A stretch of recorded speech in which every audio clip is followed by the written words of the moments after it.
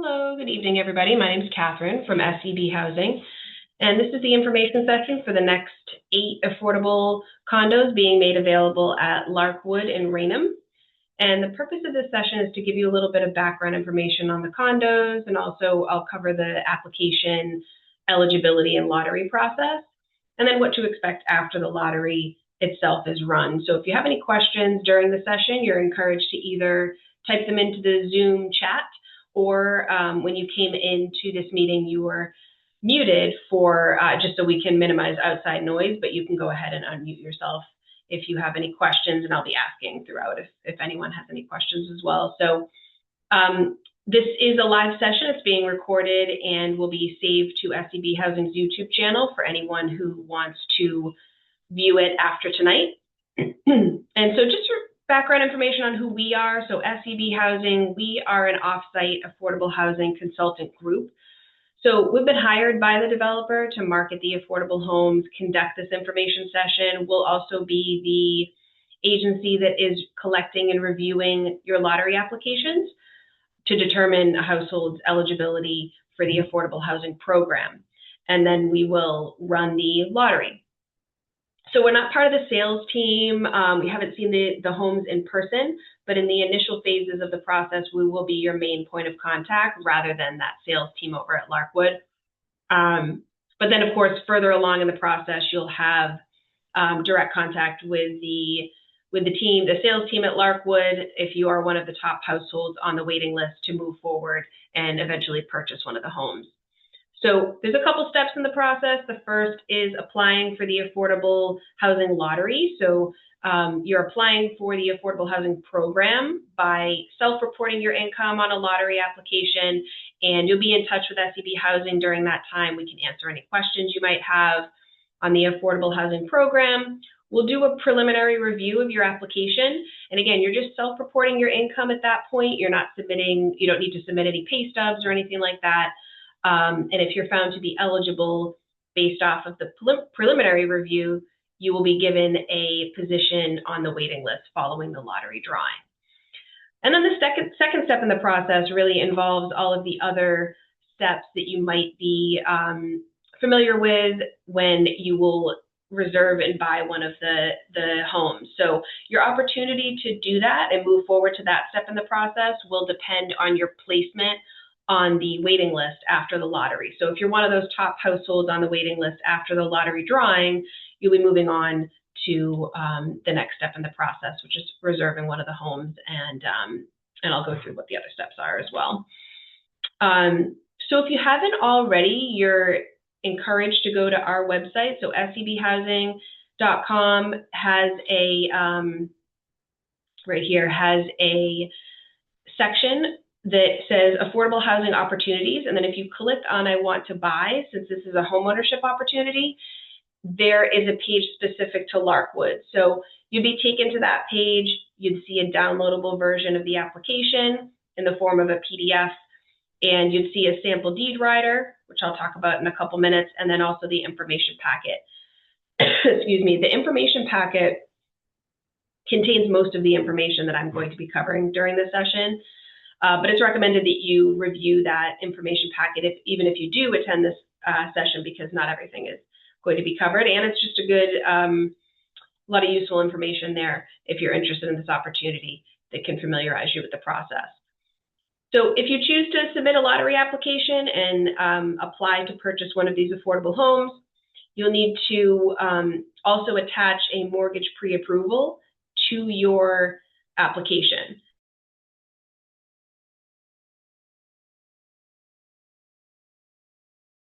That mortgage pre-approval is the only other thing other than your lottery application that needs to be submitted at the time of your application. So once you have both of those, the mortgage pre-approval and the completed lottery application, you can submit them to us in one of several ways.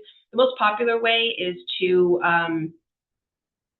email it to us at info@sebhousing.com. But you can also send it by regular mail. There's a fax number that you could send it to on the first page of the application as well. Or if you're in the Needham area, that's where our office is located, and there's a secure drop box there that you can leave it in as well. So whichever one of those options works best for you, the applications are due April 24th. So a little bit less than a month left to get the application with the mortgage pre-approval in by that date. So in terms of the units, just to give you some more information on those. So their website Larkwood website is livelarkwood.com. They do have some floor plans on there, some information on amenities, location. There are 8 affordable condos coming up. They have had a couple of phases. So I believe there's actually going to be at least one more lottery after this one that will be running when they have built out the next section of the property. And there's 8 affordable condos being made available during this lottery. They're townhome style buildings, so there's 3 units side by side. And the homes are going to be sold at an affordable price to households who have total household income at or below 80% of the area median income for the Raynham area. And the sales prices for these homes is significantly lower than the market rate homes within the community. So my understanding is the market rate homes are selling for between about $559,000 and $700,000, and the affordable homes are going to sell for a sales price of $303,100. There's also a $179 monthly condo fee, which will cover the cost of common area taxes, insurance for individual unit structures, but not for personal property within your home.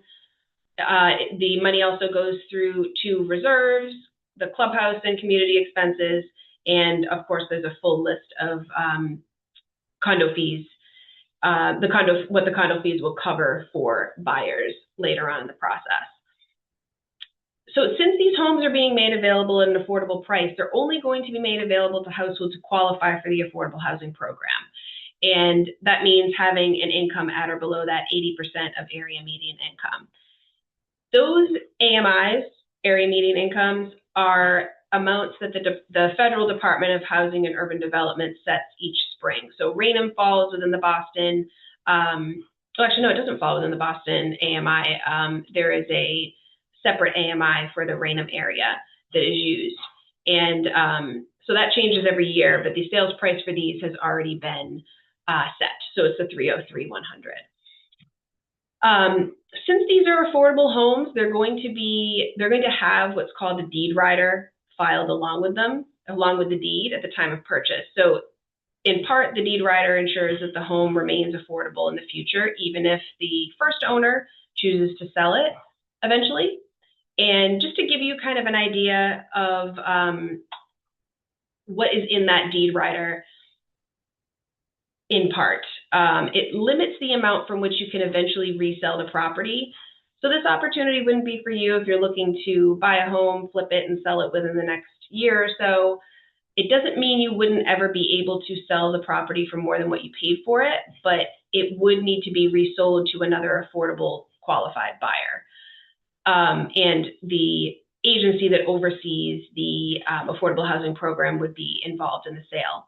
So you might have some return on investment, but you're not going to expect to see the same appreciation that market rate homes might see in the area. There is a formula for a resale price of the affordable property that's listed in the information packet, and that formula is also based on the AMI. The deed rider also says that it has to be your primary residence. So generally you can't rent it out as an investment property like an Airbnb or a Vrbo. And then also wanted to mention that the deed rider limits any refinancing or improvements, such as, a new roof, or if you're going to put an addition on or something like that, that may not be allowable. You would need to involve Mass Housing, which is the agency that oversees the program. These are brand new homes though, so a lot of improvements probably wouldn't be needed for many years. But those are kind of the 3 overarching themes of the deed rider that I like to highlight, just so you know what you're getting into if you were interested in this opportunity.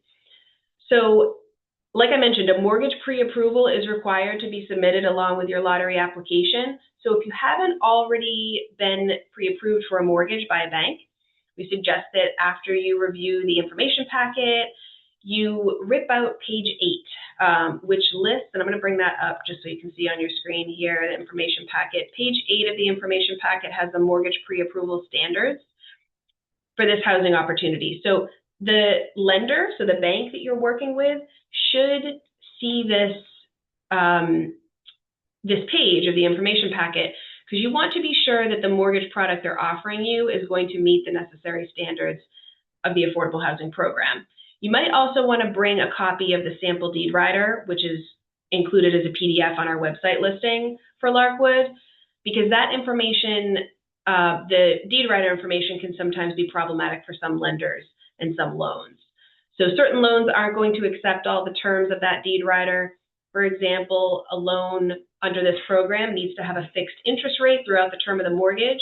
It also can't be a FHA or VA loan, since those types of loans don't accept the deed restriction. So you don't want to be in a situation where you're granted a mortgage pre-approval, but then the lender backs out at the time of purchase once they're made aware of these restrictions under the Affordable Housing Program.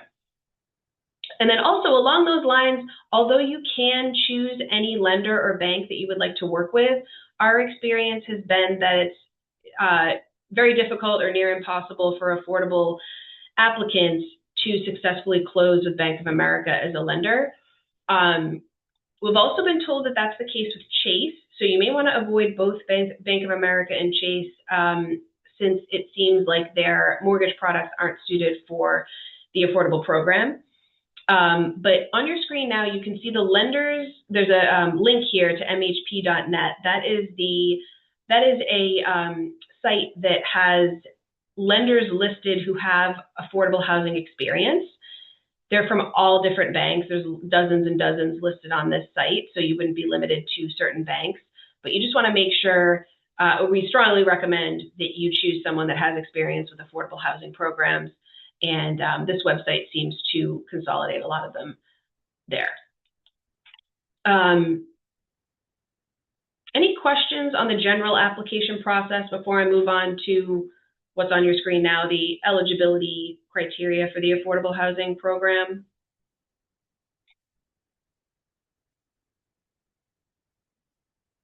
All right, so the eligibility requirements for the Affordable Housing Program, there's 4. Oh, yep, Alan, go ahead. I'm helping some friends, and I'm intending to give them a gift of $20,000 if they qualify. Is that permissible? It would be a gift outright, a certified letter saying that they have no obligation to repay it?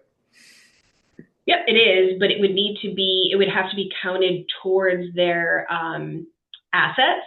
And so as you can see on the screen here, the asset limit for households is $75,000 for this opportunity. So if that would push them over the asset limit, then that could disqualify them. But if it wouldn't, then yeah, they would just put it on their application as a asset and disclose that at the time of applying. Thank you. Yep, no problem.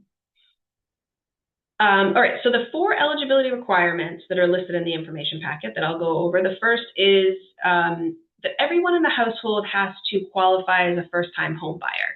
So there's exceptions to this, but just know that if your household qualifies for one of the exceptions, households can't own a home at the time of application. So you would need to have sold the home at the time that you're submitting your application if that hasn't already happened. And I'll talk more about the exceptions in just a minute. The second eligibility criteria I've already touched on, but it's that the household's income and assets have to be below the maximum allowable income and asset limits, which we'll talk about in a few minutes as well. The third eligibility criteria is that you have to have that mortgage pre-approval.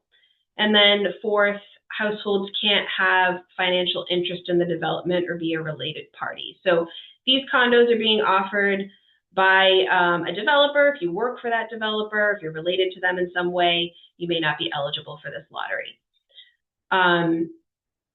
So to circle back on the first-time home buyer stipulation, so all household members are considered first-time home buyers by the Affordable Housing Program if they haven't, within the last 3 years, owned a home.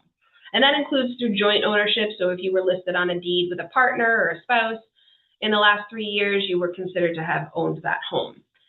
There are 5 exceptions to the first-time homebuyer rule. They're in the information packet. The 3 of them that I want to highlight since they come up most often. The first is what the Affordable Housing Program refers to as a displaced homemaker. So that's someone who hasn't worked outside the home for years, but they've cared for the home and family. They've owned a home with a partner or spouse, but they no longer own that home and are off the deed due to a recent divorce or legal separation. The second exception that I want to highlight is a single parent with at least joint custody of 1 or more children, or someone who's pregnant that is now being displaced due to a family breakup, and now they're looking for a new home. And then the third is an age-qualified household, so a household who has a member who's over 55, and that person is selling or has sold a home recently within the last 3 years in order to purchase an affordable property. So those are the 3 that we see the most often. If you qualify, or if anybody in your household qualifies for those exceptions, like I said, you do still need to sell the home before reserving a condo at Larkwood. That might mean a divorce needs to be finalized so that your name is no longer on the deed. And I know that things take time and all of that, but just want to make sure that everybody understands that up front. Okay, there's a question here about income.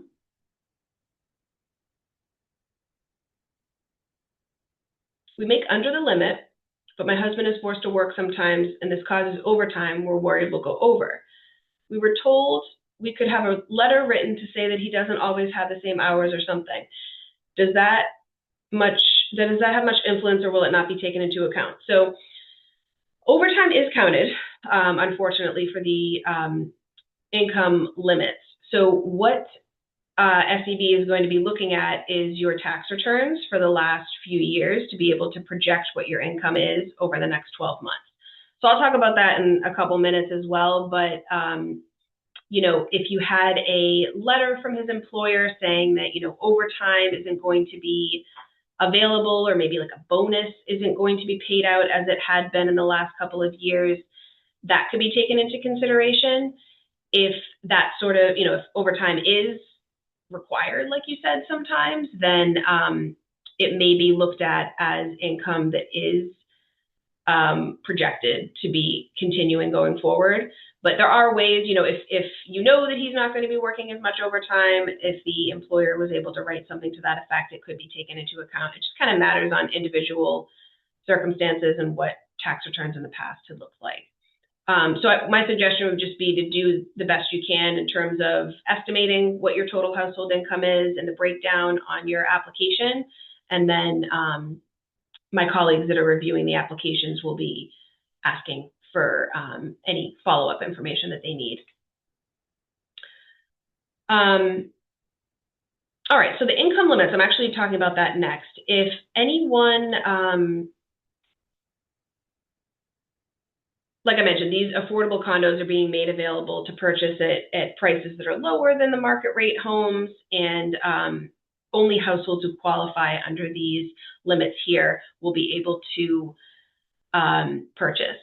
So the maximum income limits are set by the household size, as you can see. So if you're a 1-person household, your total household income for the year can't exceed $78,500 in order to be eligible for this lottery. Like I said, when you submit your application, you're just self-reporting your income. You're not required to submit verification like pay stubs or anything like that up front. If you're qualified for the lottery based off of what is reported on your application, you are going to be sent a link to a documentation requirements guide, which is basically just several pages document that is going to detail exactly what types of documentation we will need from you later on in the process to confirm your income. So how many pay stubs, bank statements, everyone will need to submit tax returns from the last 3 years, and all of that. So that's kind of given to you as a heads up, so you're able to prepare what you need later on in the process if you're one of the top households. And although we don't need verification of income right now, I do still want to give you an overview of how income is required to be counted under this program. So income for the program is counted as a projection of your income over the next 12 months, like I mentioned. That's for all household members. So that includes income like bonuses and overtime. The only exceptions really is income from minors. So if you have a 16-year-old in your household who's working, his or her wage income is not going to be counted. And the only other exception is if you have dependent full-time students, so maybe you have a 21-year-old, a college student or something who is working, it would only be the first $480 of their wage income that would be counted towards your total household income when we're determining your eligibility. Other than that, we do have to count gross income, not your net income, so the amount you make before taxes, although most of us are not taking home the full amount listed on your pay stub. It is that gross amount that needs to be counted according to the regulations for this program. And then how we calculate income isn't one size fits all because everyone's income circumstances are unique. So some applicants have a weekly salary or a biweekly salary that's very consistent throughout the year. Others are self-employed or working seasonally. So in those circumstances, we may need to look further into the past in order to project anticipated income for the next 12 months. And then if anyone is self-employed in the household, you will need to complete a profit and loss statement and show supporting documentation for your business expenses because we are able to take business expenses into account if you're self-employed. But if not, it would always be the gross income that we would count. So in general, any income, this kind of goes to the question that I just answered, but in general, any income that your household has been making, we're going to assume that you will continue to make it going forward unless we have some sort of definitive documentation, maybe from an employer, that you're no longer going to be earning that income source. So the example would be a written letter from an employer that bonuses or overtime are not going to be paid out or allowed in the coming year. We're not able to take like a self-certification from the household though. So when you're filling out your application, you want to make sure that you're listing every source of income in your household, so not just wages, but if anyone is receiving a monthly Social Security amount, a pension, unemployment, workman's comp, that sort of thing. There is no minimum income required to apply for this lottery, but in order to qualify for a mortgage, you will need to meet the lender or the bank's requirements, of course, to get that mortgage pre-approval. I mentioned the $75,000 asset limit as well. So that's at the time of your application. That includes any funds, this was mentioned earlier too, but that includes any funds that you'd be using towards a down payment. So you would just be listing any gift of a down payment as an asset on your application. And then also you're going to be listing, cash and savings or checking accounts, CDs, the net cash value of stocks or retirement accounts like 401ks. You might think it's a little strange that the program is going to want to count money towards an asset limit that you have tied up in a retirement account because a lot of people may not be accessing that money for quite a while. But the program does require us to count it since in theory you could be accessing that 401k or 403b and withdrawing funds, even though you would have a large penalty. So it is that post-penalty amount. Hold on.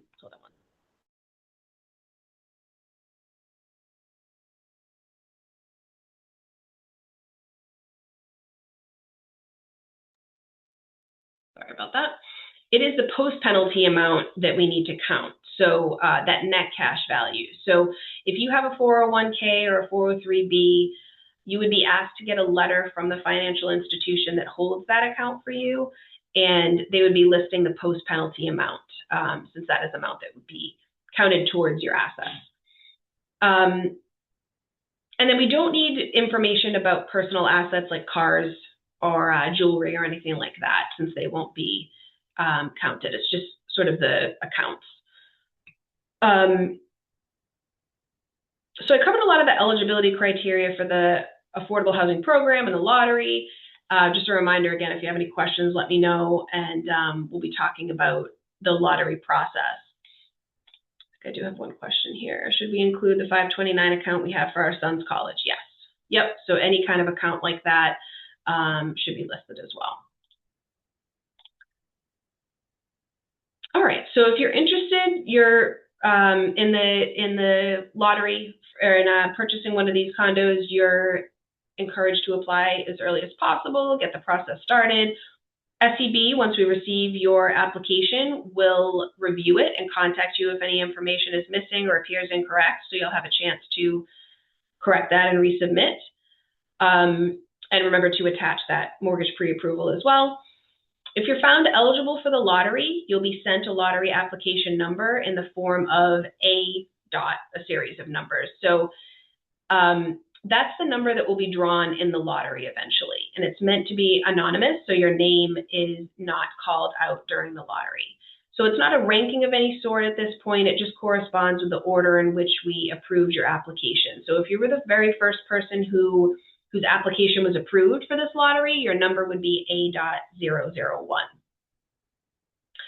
And again, that lottery application is April 24th. The lottery itself will be held on May 7th at 6 o'clock.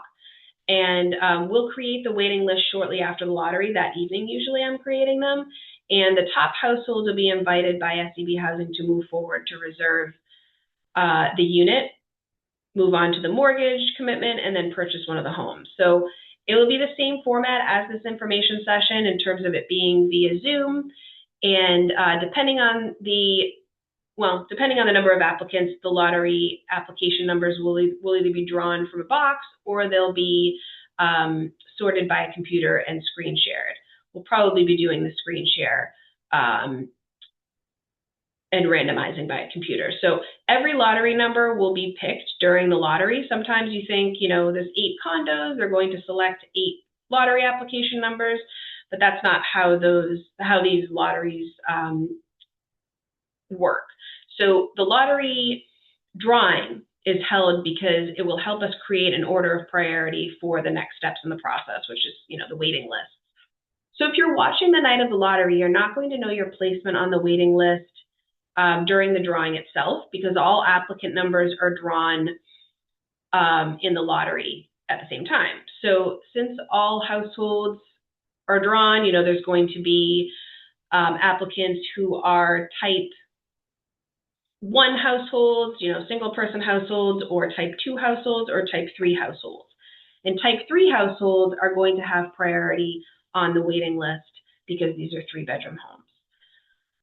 So you're not going to know your placement on the waiting list until after the results of the lottery drawing are sorted, and that will be that evening, like I said. So you won't have much of a wait, but on the call itself, you will not know your placement on the waiting list. Generally, it is better to be called earlier, but like I said, if you're a 1-person household, you're still going to have a lower position on the waiting list than someone who has more household members. So just to bring up the waiting list order here, you'll be able to see it right here. So if you're a type 3 household, you'd be first on the waiting list. Second tier is type 2 and type 1. And the household sizes are listed here. So you would fall under one of those categories. When you're filling out your application, you'll be indicating which of these fits your family composition.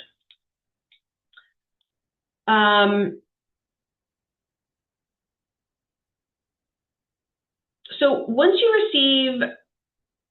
you have these waiting lists, you're going to know who is going to immediately be moving forward in the process.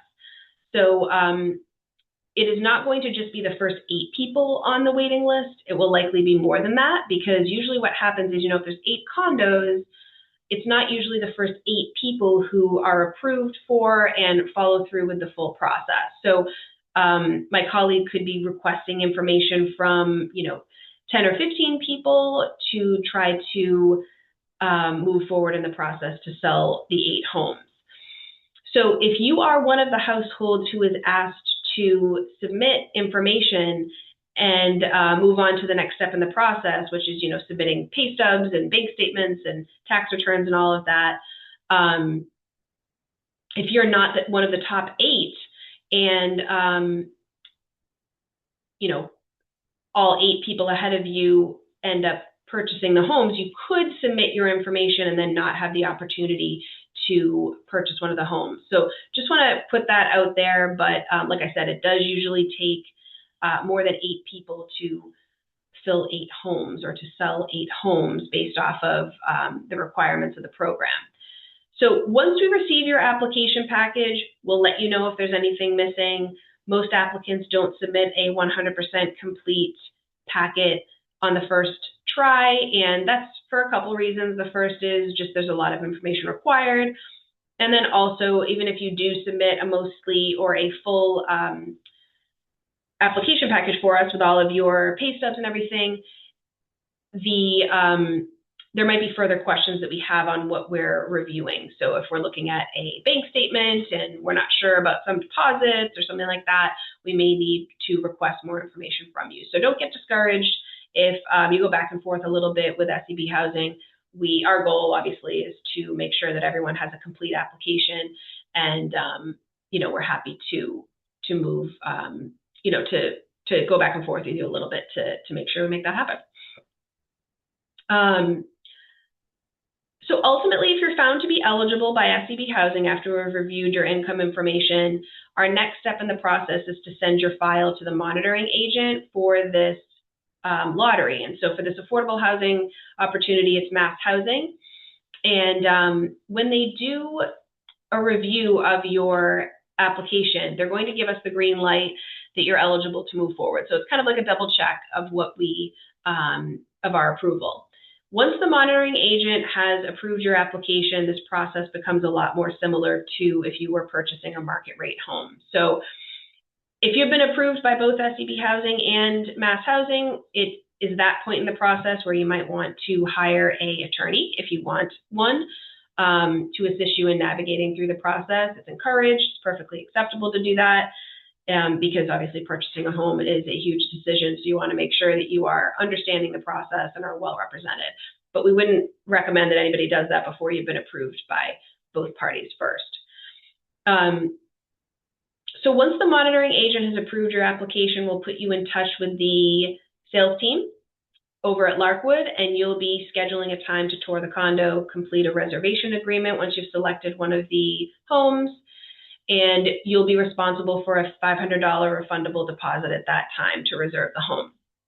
After you reserve the home, you'll have about 10 business days to do the P&S, or the purchase and sale agreement, and place the required first half of the 3% of your sales price down. So you'll be putting 1.5% at the time of purchase and sale, minus that $500 that you've already used to reserve the unit.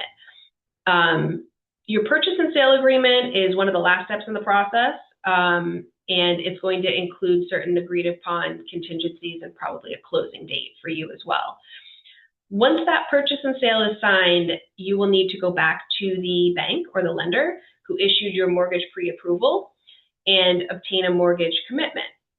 So the bank's process for a mortgage commitment varies a little bit depending on the lender, but generally they're going to want to see all of the documents that you have up until this point. So your purchase and sale agreement, the deed rider, and they'll do an appraisal of the condo.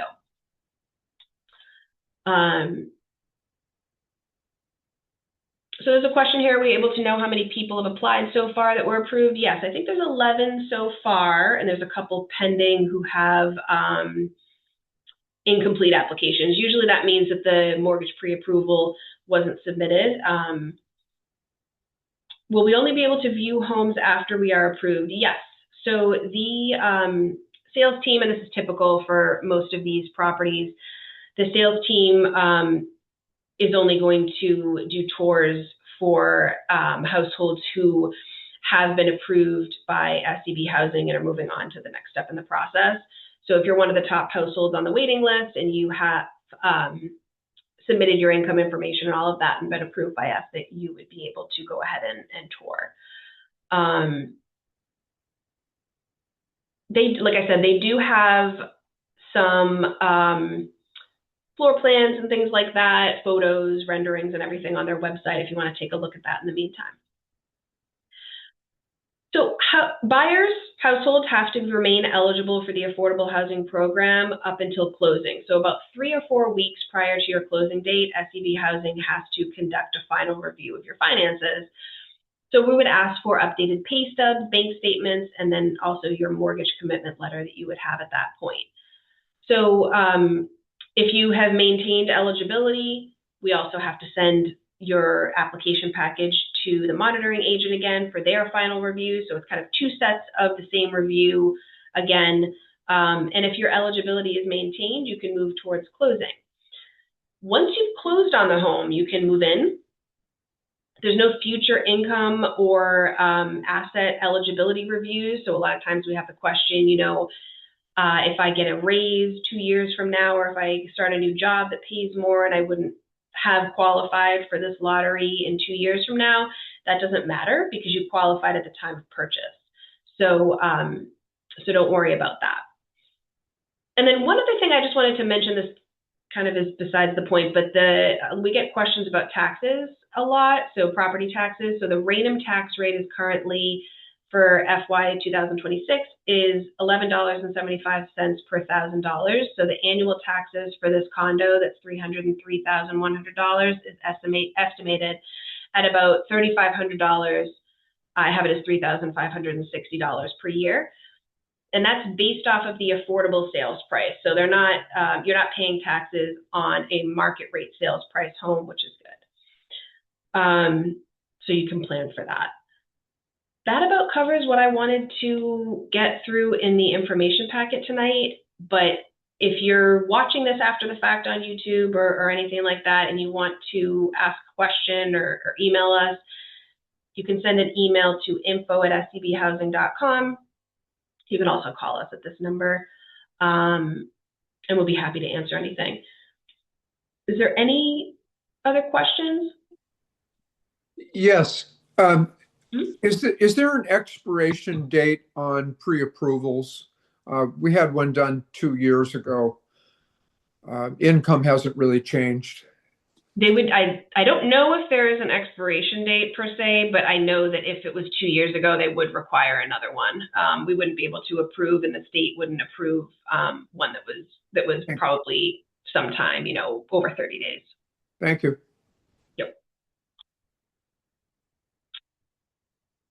Yep, question here. One of the houses estimated to be completed. I don't have a specific date, but I believe, yes, summer of 2000, looking back at the information packet here, because I know that I looked that up before we create these documents, sometime this summer. So I don't have a date, but you wouldn't have much of a wait because the lottery will be taking place in early May, I believe. Is that what I said here? So yeah, May 7th is the lottery, and the closing process is usually at least 60 to 90 days. So the homes might be available right after closings. Anybody else? We encourage you to get your application in. We look forward to working through it with you. And like I said, if you have any questions after this session, or maybe you just didn't think of it while you were on the session, you can email us at info@sebhousing.com or give us a call. Thanks everyone for your participation, and have a great evening. Bye now. Thank you. Thank you.